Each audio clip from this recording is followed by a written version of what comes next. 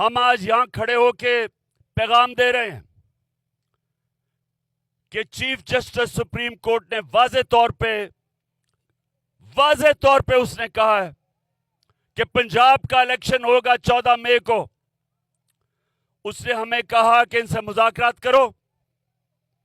اگر یہ اکٹھے الیکشن کے لیے متفق ہو جاتے ہیں تو پھر صرف اسی وجہ سے پنجاب کا الیکشن نہیں ہوگا, مل کے جوائنٹ الیکشن ہوں گے. کل ہم نے ان سے مذاکرات میں ایک بات کہنی ہے کہ اگر 14 مئی سے پہلے آپ اپنی اسمبلیاں ڈیزالو کرتے ہیں, ہم تیار ہیں جوائنٹ الیکشن کے لیے.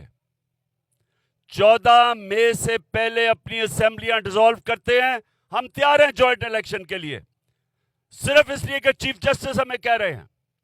لیکن اگر یہ بہانے مار رہے ہیں کہ بجٹ دے کے تو اس کے بعد الیکشن ہوگا, اگر یہ سمجھتے ہیں کہ ہم ان کے اس بددیانت دار منصوبے کے اندر آ جائیں گے, پھنس جائیں گے اور انتظار کریں گے کہ جی سپٹمبر میں الیکشن ہوگا, کسی غلط فہمی میں نہ رہیں.